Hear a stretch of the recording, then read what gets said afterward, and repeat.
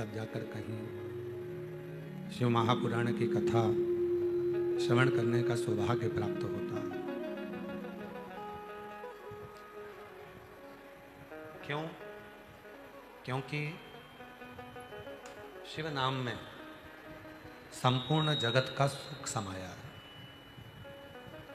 जीवन के जितने सुख हैं वो सब शिव नाम में समाहित है। और ब्रह्मांड की, संपूर्ण ब्रह्मांड की जितनी ऊर्जा है, संपूर्ण ब्रह्मांड की जितनी भी ऊर्जा है वो सब शिव में ही समाहित, भगवान शंकर में ही समाहित। नकुलेश्वर शिव जी का एक ऐसा नाम, जब शरीर की कोई नस, कोई नाड़ी चौक हो जाए, पाँव ना चले, हाथ ना चले, शरीर शिथिल हो जाए, डॉक्टर कह दें कि इस बीमारी का कोई हल नहीं है, तब आखिरी में लकुलेश्वर महादेव का स्मरण करा जाता है। लकुलेश्वर 7 दुर्वा ली जाती है, 7 दुर्वा, छोटी छोटी 7 दुर्वा ली जाती है। और थोड़ा ध्यान देंगे, ये भगवान शंकर का शिवलिंग है। एक बेलपत्र, 7 दुर्वा। बेलपत्र को शंकर जी के ऊपर चढ़ाओ तो उस डंडी का मुख, बेलपत्र की डंडी का मुख जहां से जल बहता है उस ओर होना चाहिए शिव जी के ऊपर। जरा समझिएगा, इस तरह से उस बेलपत्र को चढ़ा दिया जाता है। डंडी का मुख जहां से जल बहकर जा रहा है उस ओर रखा जाता है। डंडी का मुख जहां से पानी बहकर जा रहा है। और जो 7 दुर्वा है, उन 7 दुर्वा को भगवान शंकर के 7 स्थान पर, शिवलिंग पर ही, जहां मां जगतजननी का हस्तकमल है, पीठी का, 7 स्थान पर 7 दुर्वा को शिवलिंग से स्पर्श करते हुए वहीं पर या तो टिका दो, या तो इस तरह से टिका दो 7 जगह पर, या नीचे रख दो।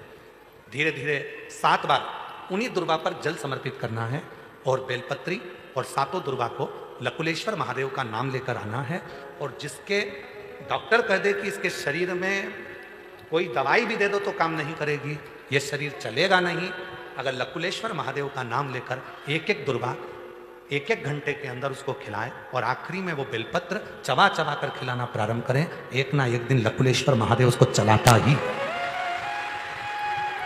लकुलेश्वर महादेव, एक हाथ में छड़ी है मेरे देवादिदेव महादेव के और दूसरे हाथ में अग्नि का खप्पर है मेरे महादेव। लकुलेश्वर महादेव का नाम का उच्चारण 7 दुर्वा, 1 बेलपत्र और 7 दुर्वा के स्थान पर थोड़ा थोड़ा जल जब हम समर्पित करते हैं और उन दुर्वा को, जिसका शरीर काम नहीं कर रहा, डॉक्टर कह दिया कि इसका कोई इलाज ही नहीं है, तब वो दुर्वा और वो बेलपत्र काम आती है।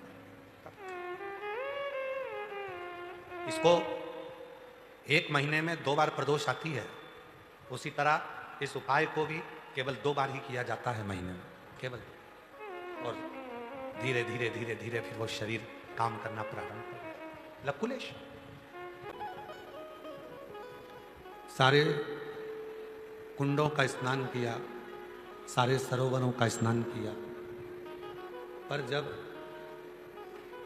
12 ज्योतिर्लिंग में से किसी भी एक ज्योतिर्लिंग में जब संसार का मनुष्य दर्शन करने के लिए पहुंचता है, जाता है, तो वहां से उसको प्रसाद मिले ना मिले, वहाँ से उसको बेलपत्र मिले ना मिले, वहाँ से उसको कुछ मिले ना मिले, पर जब वो ज्योतिर्लिंग के शिखर के मात्र दर्शन कर लेता है तो उसके अंदर एक ऊर्जा प्राप्त हो जाती है। वो ऊर्जा संसार के सारे दुखों से लड़ने का बल देती है।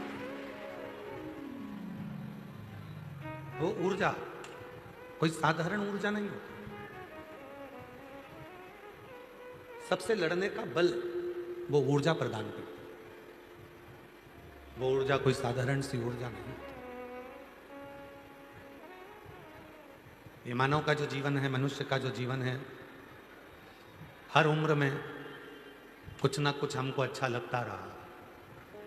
एक उम्र थी जिस उम्र में माता पिता हमको अच्छे लगते थे। एक उम्र ऐसी आई जिसमें दोस्त अच्छे लगते थे। फिर एक उम्र ऐसी आई जिसमें पत्नी अच्छी लगती थी। फिर एक उम्र आई जिसमें बच्चे अच्छे लगते थे। फिर एक उम्र आई जिस उम्र में बहुएं अच्छी लगती थी।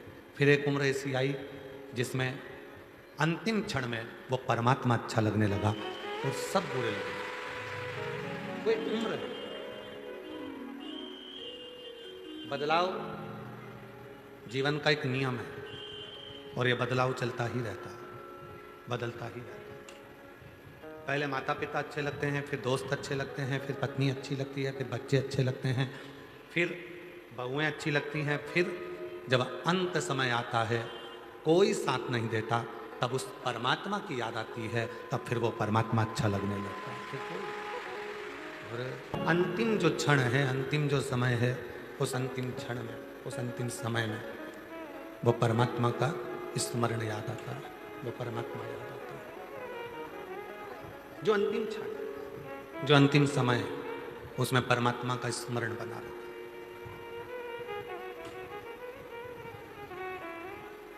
जब आपको शुगर की बीमारी होती है ना, तो डॉक्टर आपसे पूछते हैं तुम्हारे माता पिता को थी क्या, तुम्हारे परिवार में किसी को थी क्या? मायके में, ससुराल में किसी को शुगर है तो तुम्हारे शरीर में भी शुगर की बीमारी थोड़ी ना थोड़ी आए। बीपी की बीमारी, ब्लड प्रेशर की बीमारी परिवार में किसी को है तो तुम्हारे को थोड़ी ना थोड़ी जरूर आए। थायराइड तुम्हारे परिवार में किसी ना किसी को है तो वो थोड़ा ना थोड़ा तुमको जरूर आए। जब बीमारी पीढ़ी दर पीढ़ी आ सकती है और रोग माता पिता से हमें प्राप्त हो सकता है, तो शिव जी के चढ़ाए गए एक लोटे जल का फल माँ बाप का क्या बच्चों को प्राप्त नहीं हो सकता?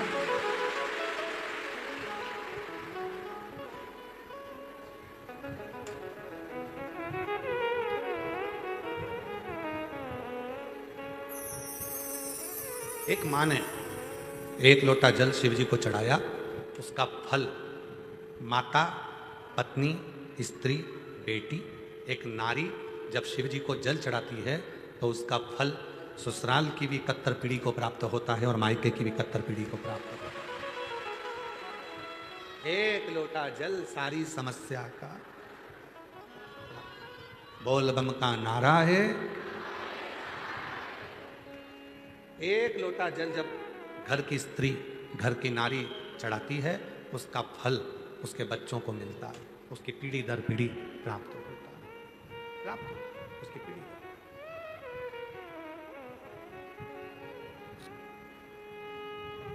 माँ को शुगर थी, बच्चे को है। पिताजी को शुगर थी, बच्चे को। माँ को बीपी था, पिताजी को बीपी था, बच्चों को है। जब माता पिता के बीमारी के लक्षण बच्चों को आ सकते हैं, तो फिर माता पिता के पुण्य के लक्षण भी संसार के बच्चों को जरूर प्राप्त होंगे।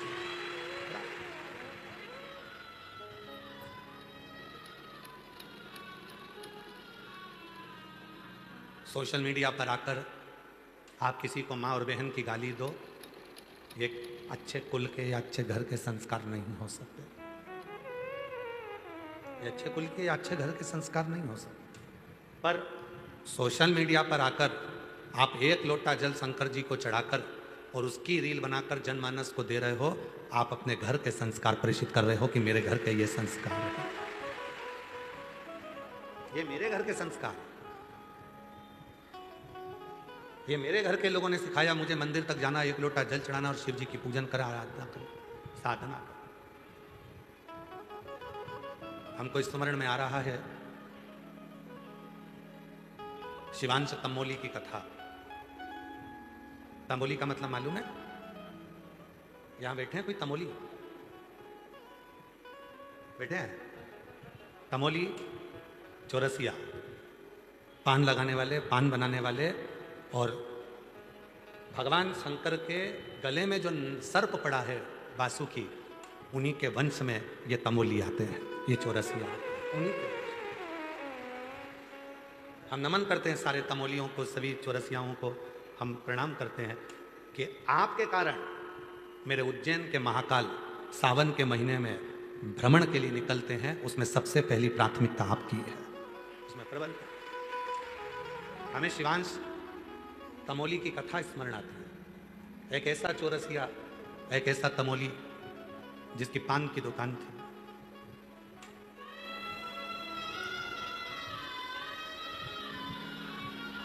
पान की दुकान है जिसमें, उज्जैनी अवंतिकापुरी में रहता है। एक छोटी सी गुमठी थी, कपड़े पर पान रख लेता था, उसी को लगा लगा कर सबको बेचा करता था। महाकाल के दर्शन का रोज का नियम था, बिना महाकाल के दर्शन के एक दिन भी वो तमोली नहीं रहता था। वो शिवांश तमोली,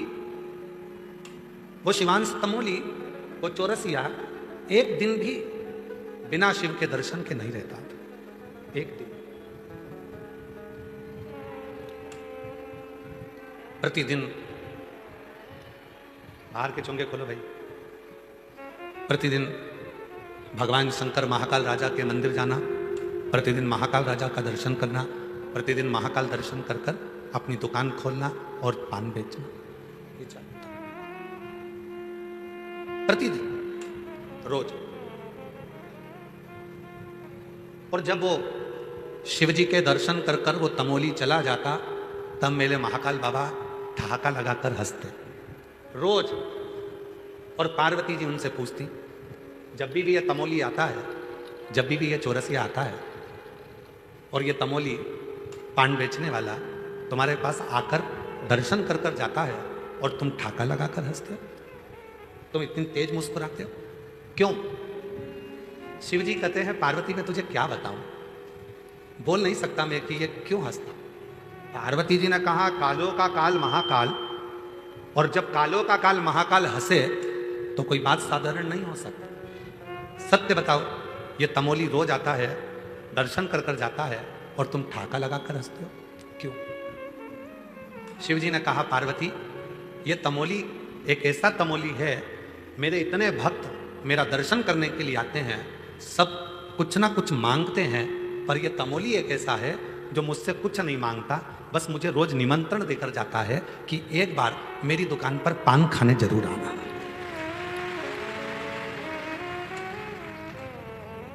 एक बार मेरी दुकान पर तुम पान खाने जरूर आना। पार्वती बस उसकी इसी निमंत्रण को मैं सुनकर हंसता हूं, इसी निमंत्रण को सुनकर मैं हंसता हूं। महाकाल राजा कहते हैं, पार्वती दुनिया की रीति है, जो मुझे रोज निमंत्रण देता है, एक ना एक दिन मैं उसके दरवाजे पर जरूर पहुंचता हूं, ये निश्चित। पर वो समय का इंतजार करूंगा, वो समय आएगा और मैं उसके घर पर जाऊंगा, पान भी खाऊंगा, निश्चित है। अब तो तमोली रोज जाता, रोज भगवान को निमंत्रण देता। एक दिन तमोली के मन में आया कि अब मैं बहुत शिथिल हो गया हूं, अब मुझसे ना जाने मेरी जिंदगी कितनी बची है, कोई भरोसा नहीं है। एक दिन जिद में शिव जी के मंदिर में महाकाल के पास पहुंच गया और जय महाकाल कहकर जो उसने आवाज लगाकर कहा, बाबा मेरे जीते जी नहीं आओगे तो क्या मेरे मरने के बाद आओगे?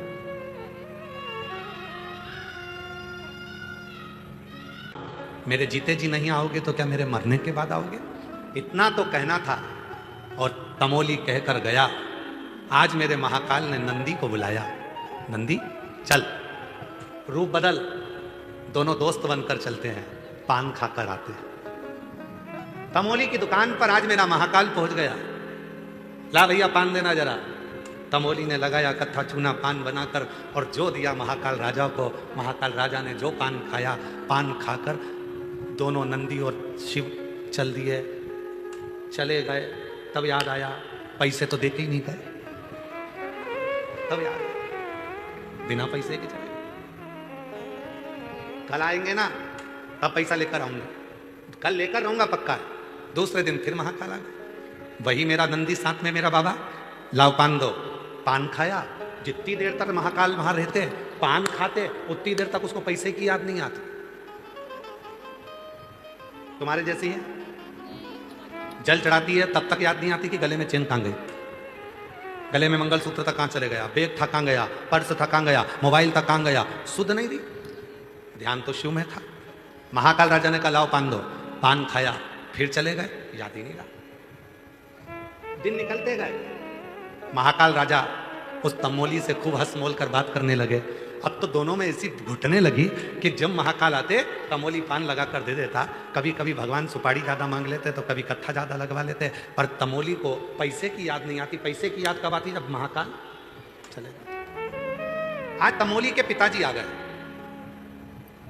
और तमोली के पिताजी आए और आकर बोले, वो खाकर चले जाता है तो उससे पैसा नहीं मांगता है। कल अगर पैसा नहीं मांगा तो सोच लो, और अगर उसके पास पैसा नहीं हुआ तो कुछ गिरवे रख लेना, ठीक है।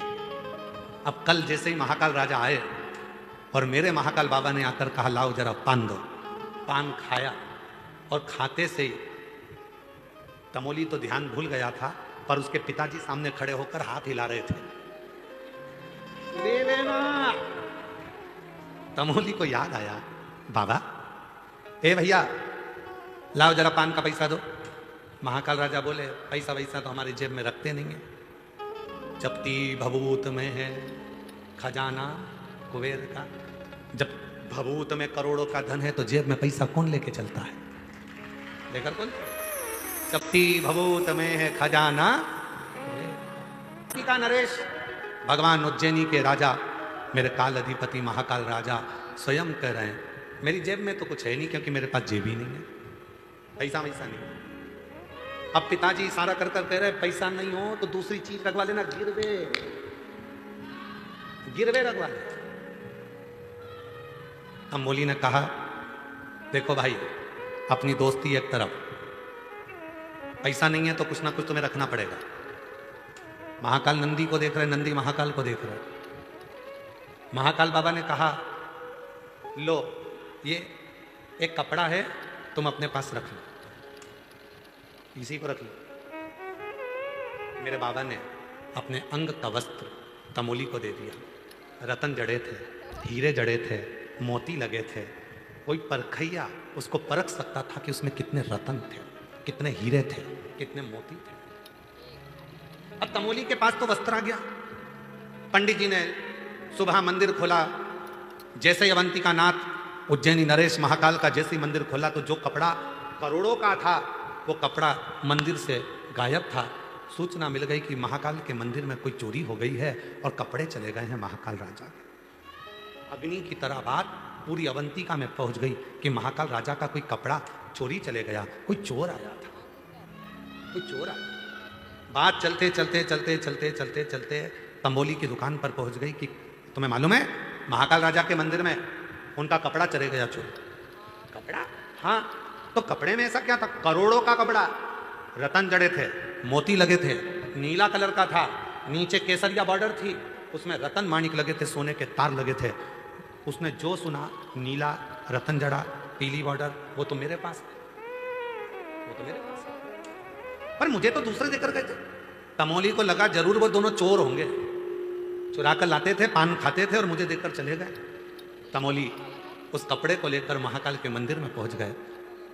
कहा, महाराज जी, ये कपड़ा सब दूर ढूंढा जा रहा है, ये तो मेरे पास है, तुम्हें किसने दिया? तो कहा, कोई 2 रोज मेरे यहाँ पान खाने आते थे, पैसे मांगे तो नहीं दिए, उन्होंने ये कपड़ा दे दिया। कपड़ा दे दिया? हाँ, ये कपड़ा दिया। हाँ। बात पहुंची कारागार में, तमोली को बंद करने लगे कि इसने ही ये कपड़ा चुराया होगा। जैसे ही कारागार में बंद करने वाले थे, इतने में भगवान तमोली ने महाकाल राजा से कहा, बाबा, मैंने तो तुमसे एक ही बार कहा था कि मेरा पूरा हिसाब कर जाओ, तुमने ऐसा हिसाब करा कि मुझे कारागार में पटक दिया। अब छुड़ाओ आके। महाकाल राजा मंदिर से बाहर निकले, कारागार के बाहर खड़े होकर कहते हैं, ये मेरा ही भक्त है, मैंने ही अपना वस्त्र इसी को दिया। मेरा छुड़ा दिया। मेरे महाकाल बाबा जाने लगे। तमोली ने पीछे से आवाज लगाया, रुक जा, हिसाब तो बराबर कर जा, हिसाब बराबर करो पहले। शंकर भगवान लौट कर आए नंदी के साथ में। तमोली बोल, क्या हिसाब बराबर करूं, कितना धन दूं, कितना वैभव दूं? तमोली ने कहा, हिसाब बराबर करने में केवल एक वर दे दो। जैसे आज मेरे लिए आप यहाँ आए हो, श्रावण का जब महीना हो, प्रत्येक जीव के कल्याण के लिए आप अवंतिका नरेश बाहर निकल कर आ,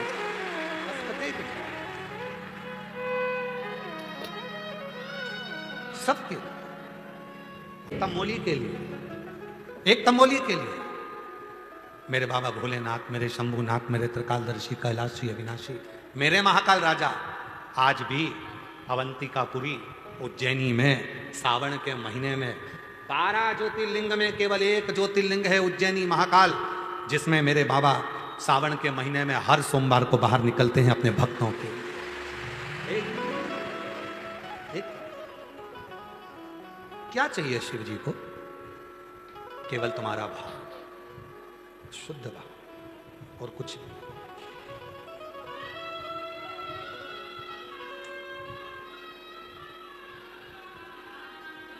आप सबको मालूम है शिव जी का एक नाम है लकुलेश्वर महादेव। सभी लोग बोलो साथ में, लकुलेश्वर महादेव। शिव जी का एक नाम है लकुलेश्वर महादेव, जिसमें भगवान शंकर अपने हाथ में एक छड़ी रखे और एक हाथ में उनके ज्वाला है, अग्नि है।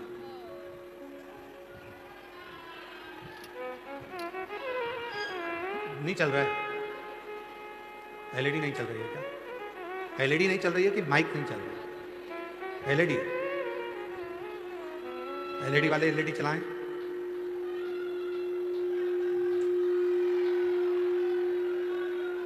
थोड़ा आवाज क्लियर करो, गूंज बहुत रहा है, आवाज ठीक नहीं आ रहा।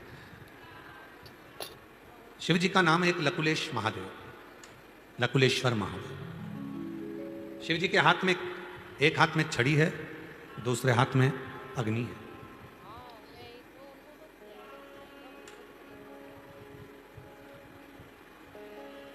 कूर्म पुराण के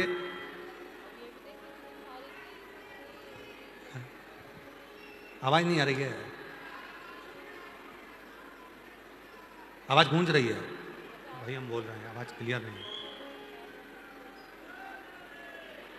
शिव जी का एक नाम है लकुलेश महादेव।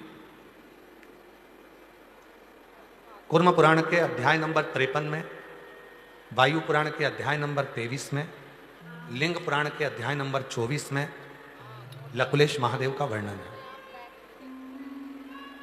लकुलेश जिनके एक हाथ में छड़ी है और दूसरे हाथ में अग्नि है, लकुलेश।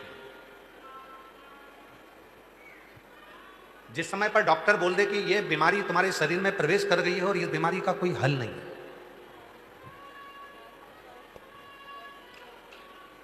कई बच्चे ऐसे हैं, कई बुजुर्ग ऐसे हैं जिनके शरीर के पांव काम नहीं कर रहे हैं, हाथ काम नहीं कर रहे हैं, धीरे धीरे उनका शरीर शिथिल होते जा रहा है, शरीर की नाड़ियां काम करना बंद कर देती हैं या शरीर काम करना बंद कर देता है। उनके लिए लकुलेश्वर महादेव का स्मरण बहुत जरूरी है। एक हाथ में छड़ी है लकुलेश महादेव और एक हाथ में अग्नि है। थोड़ा सावधानी से सुनिएगा, बड़ा सुंदर प्रसंग। एक बार धर्मराज न्याय करने के लिए बैठे थे और धर्मराज न्याय करने पर जब बैठे थे, सारे देवताओं के जितने भी भक्त प्राण छोड़कर जा रहे थे उनके साथ निर्णय हो रहा था। एक महाकाल का भगत था, शिव का एक भक्त था, भगवान शंकर का एक भक्त। कुछ नहीं करता था, कुछ केवल एक काम करता था। ना उसके पास में धन था, ना उसके पास में वैभव था, ना उसके पास में दौलत थी, ना उसके पास में संपदा थी। केवल एक काम करता था, शिव का जो शिवलिंग मिल जाता था उस शिवलिंग के चारों तरफ सफाई कर देता था, साफ कर देता था। शिवलिंग के चारों तरफ सफाई करता था, शिवलिंग के चारों तरफ साफ करता था। बस एक नियम था उसका, ना वो बेलपत्र चढ़ाता था, ना वो जल चढ़ाता था, ना वो चावल चढ़ाता था, ना वो दीप जलाता था, ना उसके पास चंदन था, ना अगर था, ना तगर था, ना धूप बत्ती थी, ना अगरबत्ती थी, कुछ नहीं। केवल चंदन का लेपन करने की जगह भूमि की सफाई। शिव जी के वो भक्त के प्राण छूट गए। प्राण छूटे तो वो धर्मराज के सामने गया। जितने भी भक्त आ रहे थे धर्मराज उनको बैकुंठ की ओर भेजते जा रहे थे, पर शिव का ये भक्त ऐसा था जिसने ना लोटा भर के जल चढ़ाया, ना बेलपत्र चढ़ाई, ना कभी व्रत करा, ना कभी उपास करा, केवल मंदिर की सफाई करी। इसको देखकर धर्मराज के मुख से निकल गया कि एक काम करो कि इसने कभी मंदिर में न चंदन लगाया, न जल चढ़ाया, न धूप बत्ती लगाई, न अगरबत्ती लगाई, न दिया जलाया, न पूजन करी, केवल मंदिर में सफाई करता था।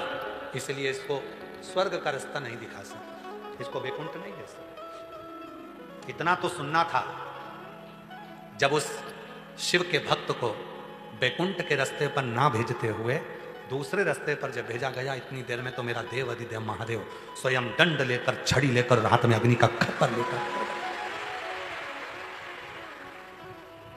धर्मराज मेरे भक्त का निर्णय करने के लिए तुझे नहीं बिठाया। सुनो धर्मराज, सुनो धर्मराज, 33 कोटि देवताओं के जितने भक्त हैं उनका निर्णय तुम करोगे। दुनिया के सारे जीवों का निर्णय तुम करोगे, पर शंकर के मंदिर के दरवाजे के सामने से भी अगर कोई निकल कर चले जाए, उसका निर्णय केवल मैं करूंगा, कोई दूसरा। उसका निर्णय कोई दूसरा नहीं कर सकता। उसका निर्णय केवल काल अधिपति महाकाल करेगा, विश्वनाथ करेगा, सोमनाथ करेगा, मल्लिकार्जुन करेगा, केदारनाथ करेगा, स्वयं भीमा शंकर, स्वयं घृष्णेश्वर, स्वयं नागेश्वर करेगा, कोई दूसरा नहीं, मैं स्वयं करूंगा। धर्मराज काल अधिपति महाकाल के हाथ जोड़ लिए, भगवान शिव के हाथ जोड़ लिए, और शिव जी के हाथ जोड़कर धर्मराज ने कहा, प्रभु आज आप छड़ी लेकर, दंड लेकर हमारे पास में आए हो, आज के बाद कोई शिव के मंदिर के सामने से अगर भूल से भी निकल कर चला जाएगा, उसको मैं कभी जिंदगी में नरक का रास्ता नहीं दिखाऊंगा, उसको वैकुंठ का ही मार्ग। शिव जी का नाम हो गया लकुलेश। फिर से बोलो एक बार, लकुलेश महादेव, लकुलेश्वर महादेव। कुर्म पुराण के अध्याय नंबर 53 में, वायु पुराण के अध्याय नंबर 23 में, लिंग पुराण के अध्याय नंबर 24 में लकुलेश्वर महादेव का वर्णन आता है। स्कंद पुराण के अवंतिका खंड में भी लकुलेश्वर महादेव का वर्णन आता है। अगर स्कंद पुराण पढ़ोगे तो उसमें अवंतिका खंड में भी लकुलेश्वर महादेव का वर्णन आता है।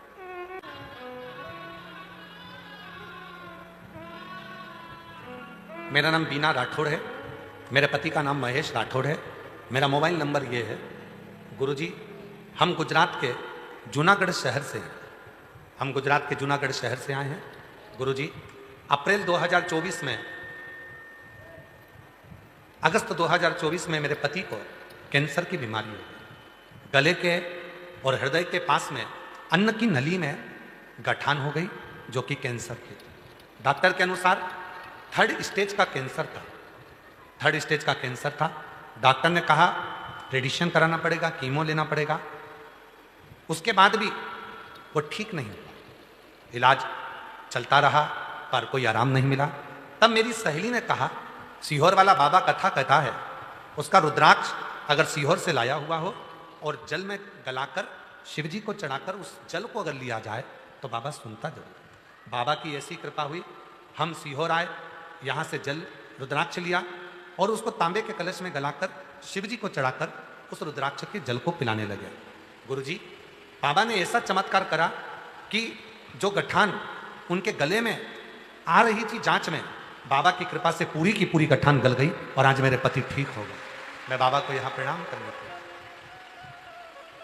कहीं बैठे हो तो आ सकते हैं, कहीं बैठे हो तो आ सकते। एक शिव पर, शिव के नाम का उच्चारण,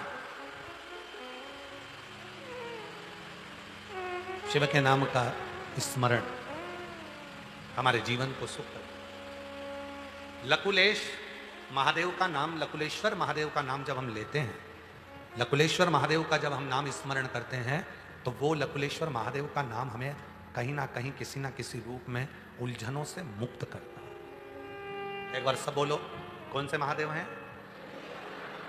आवाज नहीं आई, जम के बोलो, लकुलेश्वर महादेव। जितने भी भगवान शंकर के नाम बताए जाते हैं, एक तरीका बताया जाता है शिव जी की पूजन का, वो हमें फल देता है। एक पत्र है, देखिए, मेरा नाम सावित्री है, मेरे पति का नाम ओम प्रकाश है। गुरुजी, मैं पानीपत की रहने वाली हूँ, कहीं बैठी हो तो आ सकते हैं। मेरा नाम सावित्री है, मेरे पति का नाम ओम प्रकाश है। गुरुजी, मैं पानीपत की रहने वाली हूँ, मेरा मोबाइल नंबर ये है। मेरे 22 साल से मुझे सांस की बीमारी थी, बाबा का जल चढ़ाकर आज बाबा ने मुझे पूर्ण तरह से ठीक कर दिया। गुरुजी 25 साल से पति को 25 साल से सोराइसिस की बीमारी थी। गुरुजी मेरे पति को 25 साल से सोराइसिस की बीमारी थी। पानीपत के सारे डॉक्टरों का इलाज करवाया, ठीक नहीं हुए। दिल्ली दिखवाया, ठीक नहीं हुए। हर जगह का हम इलाज करा करा कर थक गए, पर 25 साल से वो बीमारी ठीक नहीं हुई सोराइसिस की। तब आपकी कथा टीवी पर सुनी और आपने कहा प्रदोष की कावड़ भराती है सीहोर की। सीवन नदी का जल लेकर हमने बाबा की कावड़ चढ़ाई और उस जल को पति को यहीं पर पति के शरीर पर लगाया। थोड़ा जल लेकर गए, रोज शरीर पर लगाया। आज बाबा को धन्यवाद देने के लिए आई हूं। मेरे पति की 25 साल की बीमारी ठीक हो गई। आज मेरे पति की मैं बाबा को प्रणाम करने के लिए। मेरा नाम सावित्री है, मेरे पति का नाम ओम प्रकाश है, पानीपत के रहने वाले हैं। मेरा मोबाइल नंबर ये है। मैं बाबा को प्रणाम करने के लिए आया। गुरुजी हमने 11 कथा के पंडाल में कथा सुनी है और बाबा ने सब संभाला। शिव की कृपा से सब कुछ ठीक। शिव शिव है, वो साधारण है। जो रोज शंकर भगवान पर जल चढ़ाकर उसका आचमन करते हैं उसका फल मिलता है। कह दो दुनिया वालों से हम सुबह दवा नहीं, शिव पर चढ़े हुए जल को दवाई के रूप में पीकर निकलते हैं। कह दो दुनिया वालों से हम दवा नहीं, हम महादेव की दुआ लेकर निकलते हैं। कह दो दुनिया वालों से हम दवा नहीं, हम शिव का चढ़ा हुआ जल जो कायिक, वाचिक और मानसिक तीनों तापों को समाप्त कर देता है, उस जल को लेकर निकलते हैं। वो साधारण वो साधारण नहीं है।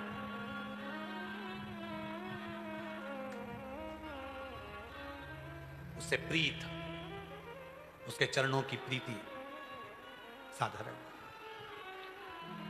महाराज कितना कृपालु है मेरा शिव, जरा देखिएगा कितना दयालु है। क्रतु ऋषि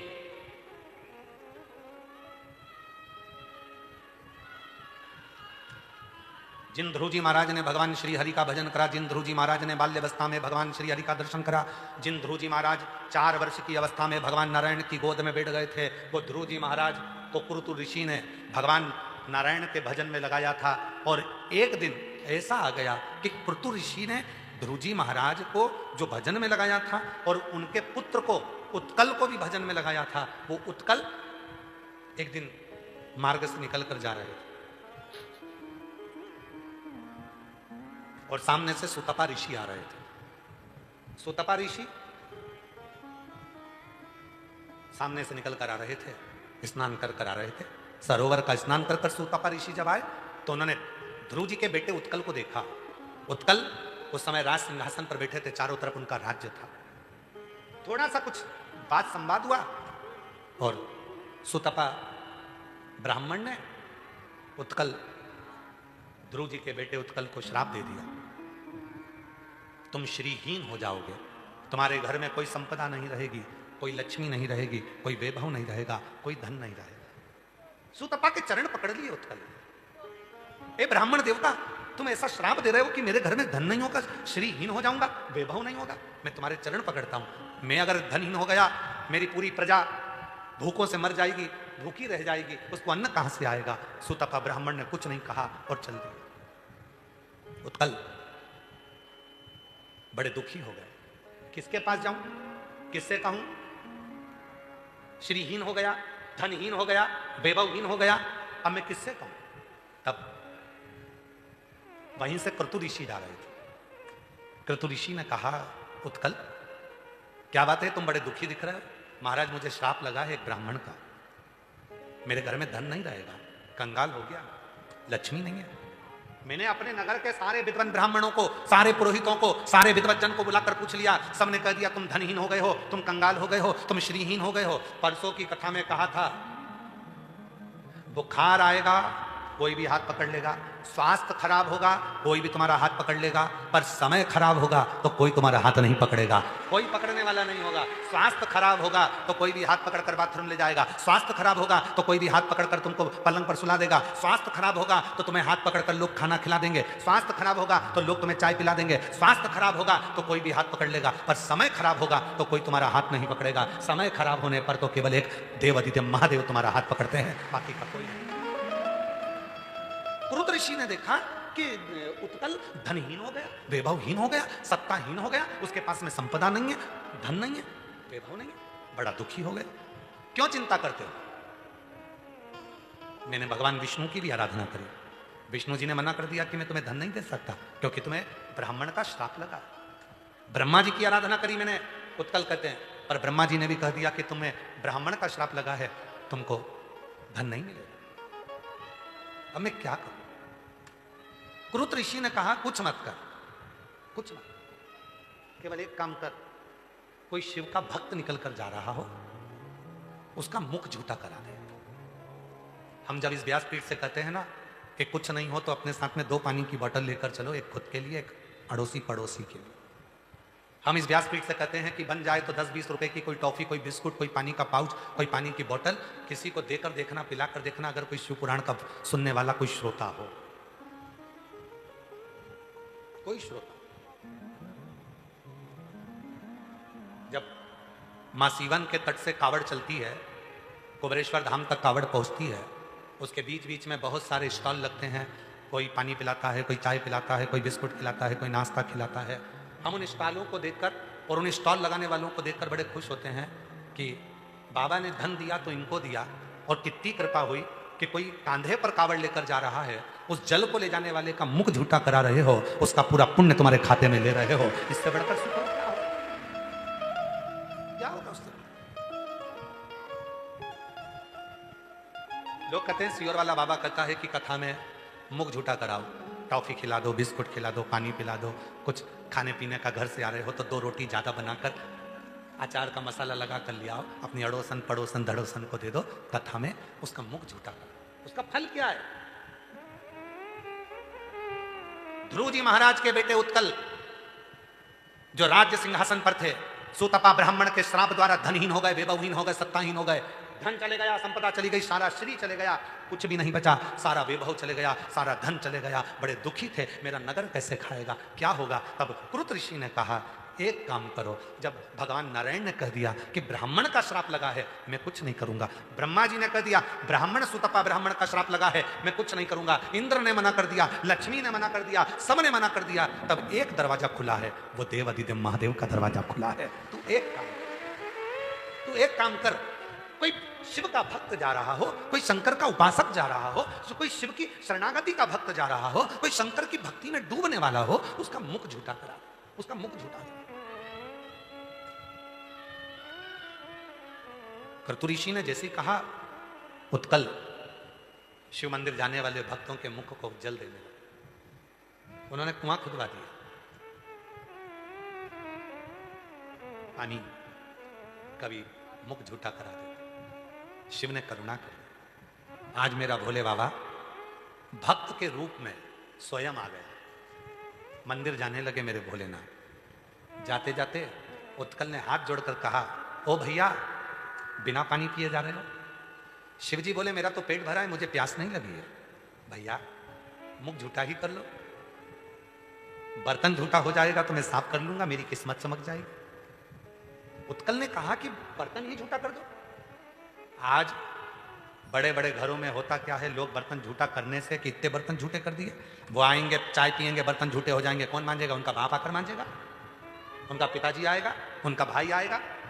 शिव महापुराण की कथा में, विष्णु पुराण की कथा में, अग्नि पुराण की कथा में, ब्रह्म वेवर्त पुराण में स्पष्ट करा है, जिसके घर में आए हुए अतिथि के मुख से झूठे करे हुए बर्तन रखाते हैं, उस घर का सारा दोष, दुख, तकलीफ, कष्ट सब दूर होता चले जाता, दुख दूर हो जाता।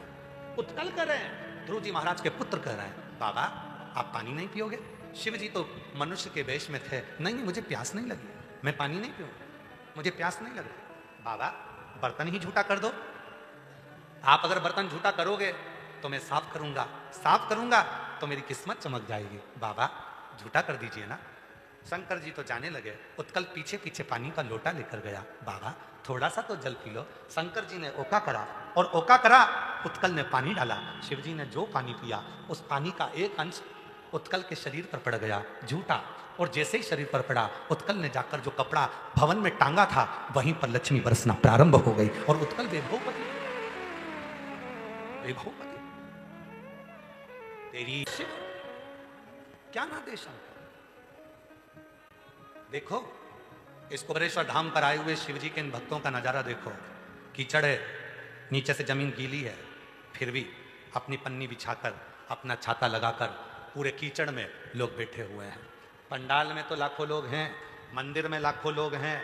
हम तो आस्था वालों से कहेंगे मंदिर का भी अगर कोई नजारा हो तो जरूर दिखाएं आस्था चैनल पर कि मंदिर में भी लाखों लोग हैं और इस पंडाल के बाहर भी हजारों लाखों लोग हैं। कहाँ बैठे हैं? कीचड़ में। कहाँ बैठे हैं? धूल पर। पानी भी आ रहा, छाता संभाले बैठे हैं, कथा का लाभ ले रहे हैं। कल एक कोई भाई काउंटर पे बता रहा था कि कल कथा में केवल कुछ नहीं सुनाई दिया, केवल एक बात सुनाई दी, देवराज। बाकी का माइक इतना गूंज रहा था कि आवाज सही से सुनाई नहीं। केवल एक शब्द सुना दिया, देवराज। 3 नंबर काउंटर पे उसने अपनी बात कही, अगर वो बैठा होगा तो खड़ा हो जाएगा। हमको केवल कथा में माइक इतना गूंज रहा था, आवाज इतनी गूंज रही थी कि हमको केवल एक शब्द सुनाई दिया, देवराज। तो काउंटर पर बैठे हुए हिमांशु जी ने पूछा, तुमने कथा में कुछ मांगा था भगवान से? हाँ मांगा था। एक शब्द सुनाई दिया था, देवराज। कथा पूरी सुनी, आवाज गूंज रही थी, पर जब मैं कथा सुनकर 60 बजे आरती के लिए जा रहा था, जिस चीज को मांगने आया था, मेरे भोले बाबा ने फोन पर मेरी वो बात पूरी कर। तो अगर बैठा हो तो आ सकता, कहीं बैठा, उसको एक शब्द सुनाई दिया था, केवल देवराज, केवल देवराज। शिव महापुराण का एक शब्द उसको सुनाई दिया, बाकी के गूंज के कारण कुछ भी नहीं सुनाई आ रहा था, कुछ भी। देवराज।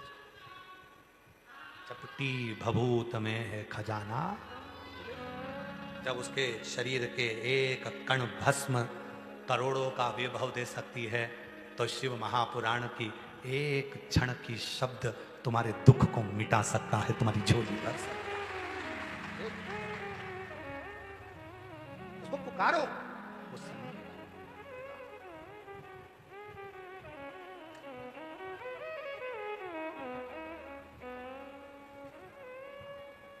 जब हम उसका स्मरण करते हैं, वो भीड़ करो, भजन करो। जैसे बहू सास की बड़ाई करे ना, और सास के कानों में बड़ाई अगर सुनाई में आ जाए कि मेरी बहू ने मेरी बड़ाई करी, सास खुश हो जाती है। कुछ नहीं देती तो आशीर्वाद तो देती है, आशीर्वाद तो देती है। सास बहू की बड़ाई करे, भले बहू उसको कुछ दे ना दे, फिर भी वो कह दे मेरी बहू बहुत अच्छी, तो भी बहू एक ना एक दिन अच्छा भाव अपने मन में लेकर आती है। उसका भजन, उसका स्मरण, उसकी कीर्तन। मेरे शंकर का बार बार जब हम विश्वास की बात करते हैं, शिव भी कहता है इतने लोग विश्वास से आए हैं, पूरा मंदिर प्रांगण भरा पड़ा है, इतने लोग विश्वास से आए हैं, और जब विश्वास इनके अंदर आ गया तो कुबेरेश्वर बाबा भी कहते हैं इसको खाली नहीं भेजूंगा, भरकर भेजूंगा। विश्वास, वो कहते हैं ना, जब मेरी निंदा करी जाती है, जब मेरी निंदा करी जाती है, बड़े ध्यान से सुनी जाती है। जब मेरी निंदा करी जाती है, बड़े ध्यान से सुनी जाती है। जब जिक्र मेरी प्रशंसा का होता है तो आहें भरी जाती है। सही में ऐसा हो गया, सही में लोगों की झोली भरा गई, सही में बाबा ने दुख दूर कर दिया, सही में ऐसा कर दिया। निंदा हुई तो ध्यान लगाकर सुना, ऐसा है महाराज, बाप रे, मैंने तो ऐसा सुना। और जब पत्र पढ़े जाते हैं, कोई तुम्हारे कानों में आकर कहता है मैं 3 साल से कथा सुन रही हूं और मेरे बाबा ने मुझे छप्पर फाड़ कर दे दिया, तब लोगों की आहें भर गई। कई लोग कहते गुरुजी हम बड़े दुखी हैं, भगवान ने सारा दुख हमको दे दिया। हमने कहा कोई बात नहीं, दुख दिया है धीरे धीरे मिटेगा भी सही, कष्ट आया है समाप्त होगा। तो किसी ने कहा गुरुजी भगवान पुराने समय का आज के समय में क्यों भुगताते हैं? जब पूर्व में हमने कोई कर्म किया तो भोगना आज क्यों पड़ता है? हमने कहा बिजली का बिल भरा है, बिजली का बिल भरा है, बोलो बोलो जम के बोलो। भरा है। जून की बिजली का बिल कब भराता है? जून के बिजली का बिल कब भराता है? जुलाई में। जुलाई के बिजली का बिल कब भराता है? अगस्त के बिजली का बिल कब भराता है? सितंबर में। बिजली का बिल 1 महीने बाद मिलता है। उसी तरह पुराने कर्म का भोग भी मनुष्य के जन्म में मिलता है। भोगना तो पड़ेगा। पूर्व में जो करा है आज भोगना पड़ेगा। पूर्व में जो कर आए वो आज भोगोगे। बिजली का बिल तो जमा करना पड़ेगा। पूर्व का जुलाई का अगस्त में, जून का जुलाई में, जनवरी का फरवरी में बिजली का बिल आएगा, भरना पड़ेगा। उसी तरह जो कर तुम पुराने समय में आए हो वो आज भोगना है, और आज जो कर जाओगे आने वाले समय में फिर भोगना है। फिर वही क्रम चल। बिजली का बिल है वो तो जमा करना पड़ेगा। गुरु की करनी गुरु भरेगा और चेला की करनी चेला भरेगा। उड़ जाएगा हंस अकेला। जैसा कर्म करोगे, गुरु अच्छा कर्म करेगा तो अच्छा होगा, गुरु बुरा कर्म करेगा तो गुरु को भोगना पड़ेगा। जो कर्म करा है वो तो भोगना है। इस शरीर दंड को भोगना ही पड़ेगा। शिव का भजन, स्मरण, एक लोटा जल सारी समस्या का। बोल बम का नारा है। खेल खत्म हुआ कि मिले? कितने लोग क्रिकेट देखते हैं? हाथ उठाओ जल्दी से। देखते हो? क्रिकेट का खेल खत्म होता है, बाद में दोनों टीम हाथ मिलाती है। बोलो जम के। अरे बोलो तो, सही है कि गलत है? खेल खत्म हुआ, हाथ मिलाया गया। फुटबॉल का खेल खत्म हुआ, हाथ मिलाया गया। दोनों टीमें हाथ मिला। बोलो बोलो, सही है गलत है? कबड्डी का खेल खत्म हुआ, हाथ मिलाया गया। हॉकी का खेल खत्म हुआ, हाथ मिलाया गया। और अपना खेल खत्म हुआ, पितरों में मिलाया गया। क्रिकेट का खेल खत्म हुआ, हाथ मिलाया। फुटबॉल का खेल खत्म हुआ, हाथ मिलाया। जितने दुनिया के खेल हैं जब वो खत्म होते हैं हाथ मिलाया जाता है। और इंसान का खेल जब खत्म होता है तो उसे पितरों में मिलाया जाता है। मिलाते तो जरूर मिला। बोलो सही है गलत है? आखिरी में कहाँ मिलाएंगे? पितरों में मिलाएंगे। खेल खत्म, पितरों में मिला देंगे। क्यों? क्योंकि आखिरी बिंदु वही है, अंतिम बिंदु वही है। बस उसी के पास जा, उसी के पास अंतिम।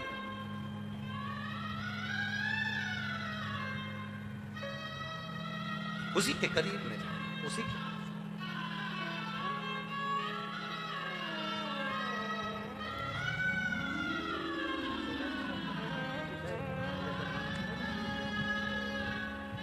पच्चीस साल से सोराइसिस की बीमारी थी। बाबा की पूरे शरीर में सोराइसिस था। कावड़ भरने आया, जल चढ़ाया बाबा ने, और बाबा की कृपा से अब 25 साल के बाद ठीक हुआ। एक बार जोरदार ताली बजाओ।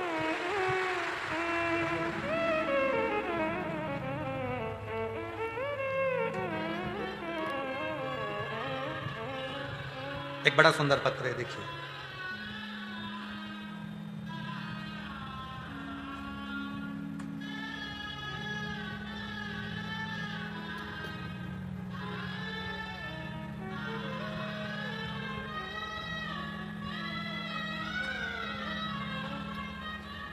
उषा पाटीदार, मेरे पति शिवचरण पाटीदार, हम ग्राम तुमड़ा, जिला भोपाल के रहने वाले हैं। तुमड़ा जिला भोपाल से आए हैं। कहीं बैठे हों तो आ सकते हैं।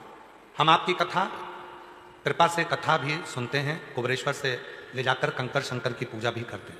आपके कहे अनुसार रुद्राक्ष का जल भी ग्रहण करते हैं। एक लोटे जल का मैं क्या वर्णन करूं?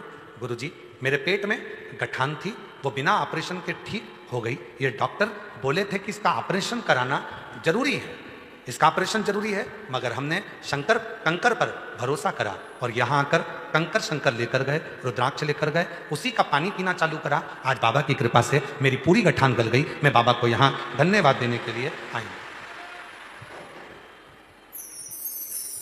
श्री शिवाय नमस्तुभ्यम। मैं वर्षा भाटी, मनासा, जिला नीमच, मध्य प्रदेश से। मनासा से आई हो? हमारी कथा रह गई है मनासा की। उस समय पर हमारा स्वास्थ्य थोड़ा गड़बड़ हो गया था, शिव जी की कृपा से अब ठीक है। मनासा कथा हम बोले हुए हैं और जल्दी से जल्दी हम मनासा आएंगे और वहाँ जो हमने पूर्व में बोला हुआ है वो कथा कर आएंगे। तो हम मनासा से आए, कहीं बैठे हैं तो आ जाए। मैं मनासा से आई हूँ। गुरुजी, मेरी सहेली के 18 साल तक कोई औलाद नहीं हुई, संतान नहीं हुई।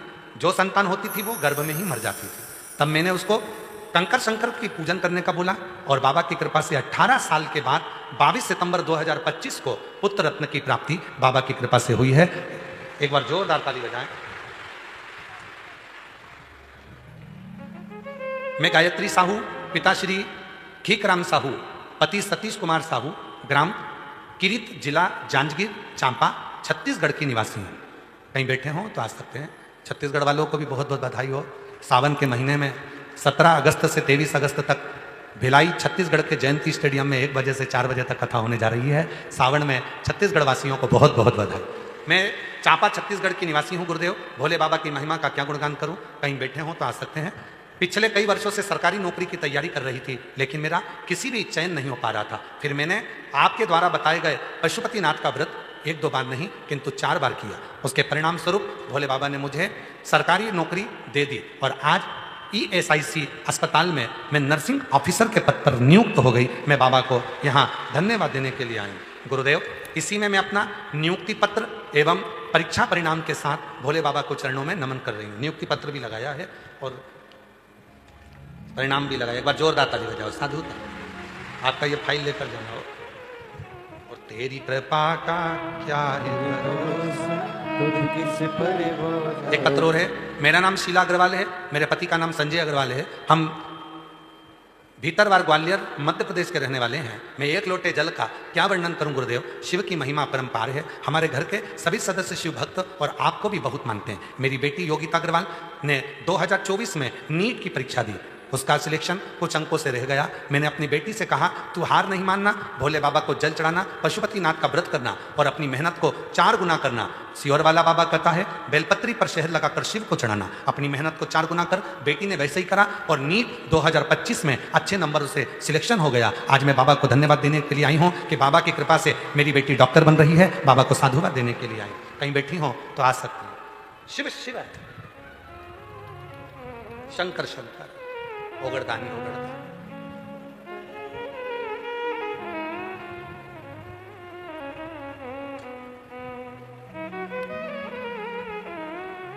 एक विश्वास, एक भरोसा और वो विश्व दृढ़ता के साथ। क्यों आए हो यहां पर? बाबा को अपने मन का भाव कहने के लिए, अपने दिल की बात करने के लिए।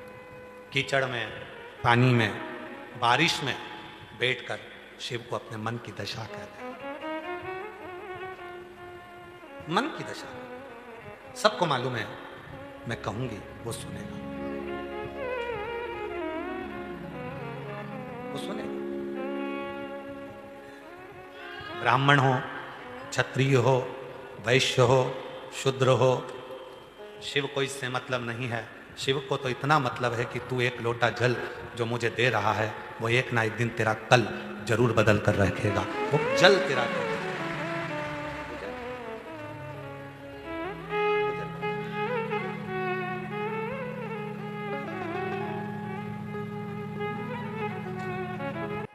बाबा को अपने मन का भाव। ये कथा गुरु पूर्णिमा महोत्सव की 5 दिवसीय शिव महापुराण की कथा 28 जुलाई को पूरी हो जाएगी। 29 जुलाई को शिव दीक्षा गुरु दीक्षा महोत्सव रहेगा। सुबह 9 बजे से ही शिव दीक्षा गुरु दीक्षा का कार्य प्रारंभ हो जाएगा। उसके बाद 17 अगस्त से भिलाई छत्तीसगढ़ में जयंती स्टेडियम में शिव महापुराण की कथा 1 बजे से 4 बजे तक रहेगी।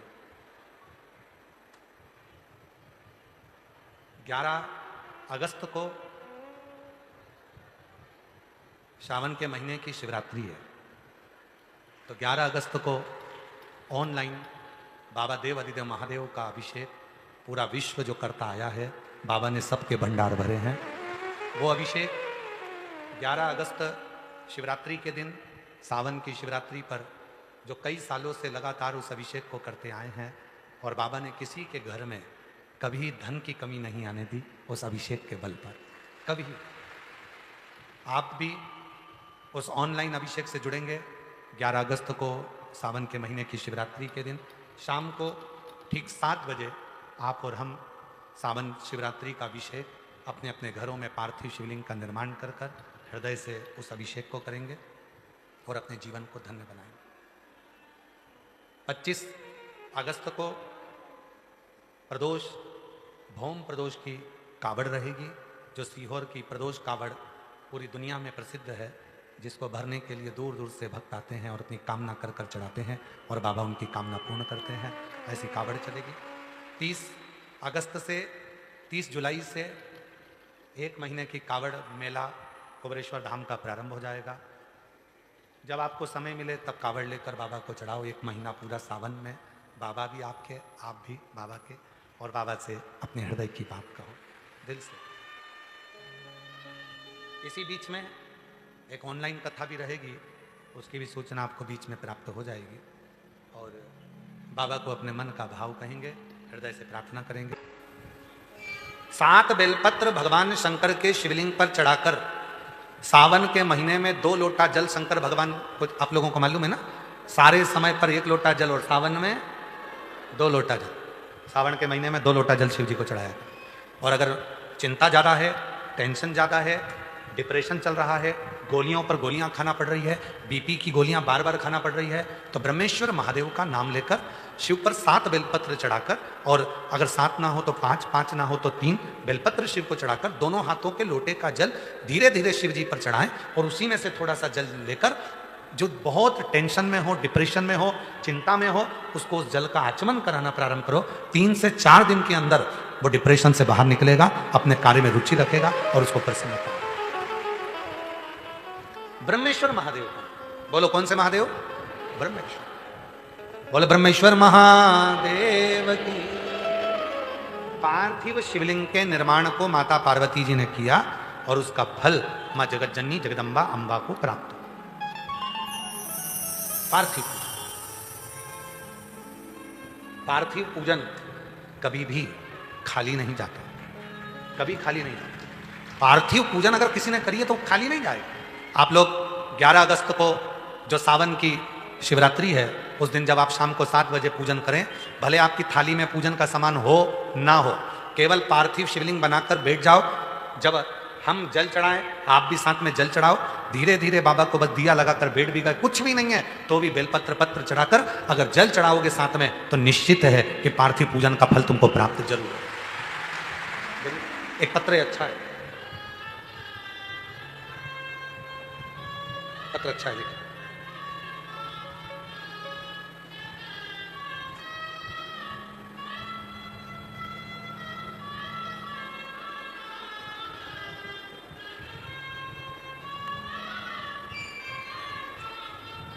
मेरा नाम निम्मी कुमारी है और मैं सीतामढ़ी बिहार की निवासी हूँ। कहीं बैठी हो तो आ सकती हैं। मेरा नाम निम्मी कुमारी है, मैं सीतामढ़ी बिहार की रहने वाली हूँ। मेरी बेटी अर्पणा का तबीयत 2020 में बहुत खराब हो गया था। तबीयत इतनी खराब होती जा रही थी, उसको पहले खाना निगलने में दिक्कत आई, फिर पानी पीने में भी दिक्कत आई, पेट में दर्द हुआ। तब हमने उसको दिखाया तो मालूम पड़ा कि उसको गठान हो गई है। पेट में दर्द था, गठान हो गई, कोई उपाय नहीं दिखा तो क्या करते, डॉक्टर ऑपरेशन का कहने लगा। तब हमारी पड़ोसन ने पहली बार आपके बारे में बताया और आपकी कथा सुनना प्रारंभ करी। आपने सावन के महीने में पार्थिव पूजन कराया था, उस पार्थिव पूजन को कर कर आपने कहा था उस बेलपत्री को उठाकर रख लेना। हमने वही बेलपत्री अपनी बेटी को खाने को दे दी। दूसरी बार जांच कराई, बाबा की कृपा से उसकी गठान पूरी गल चुकी थी और पूरी रिपोर्ट नील आ गई। मैं बाबा को धन्यवाद देती हूँ। गुरुदेव, दूसरी बार दूसरे वर्ष में आपने जब पार्थिव पूजन कराई, तब मेरे बेटे को नौकरी की तलाश थी और मेरा बेटा हमेशा कहता था, माँ क्या मेरी सरकारी नौकरी लग सकती है? मैं अपने बेटे से कहती थी, वो सीहोर वाला बाबा कहता है अगर मेहनत 4 गुनी करी जाए और बेलपत्री की बीच वाली पत्ती पर शहद लगाकर शंकर को चढ़ाया जाए और जब बाबा पार्थिव पूजन कराए उस समय पर उनके साथ पार्थिव पूजन करी जाए और उसकी बेलपत्र रख ली जाए तो जरूर फल मिलेगा। तो उस बेलपत्र को मेरे बेटे ने उठाकर जहां वो पढ़ता था उसी टेबल पर एक किताब के अंदर रख ली। बाबा ने ऐसी कृपा कर दी, आज मेरा बेटा इंडियन एयरफोर्स में पायलट के पद पर नियुक्त हो गया। मैं बाबा को यहाँ धन्यवाद देने के लिए आई हूँ। मेरा नाम निम्मी कुमारी है, मैं सीतामढ़ी बिहार से आई हूँ। आज मेरा बेटा इंडियन एयरफोर्स में पायलट बन गया है। मैं बाबा को प्रणाम करने आई हूँ। अगला पत्र है, मेरा नाम शीला कुमारी है, मैं ग्राम बिरक सुरसंड बिहार सीतामढ़ी से आई हूँ। गुरुदेव, मेरी बेटी की शादी को 21 वर्ष हो गए थे। 21 वर्ष से उसके घर में संतान नहीं थी।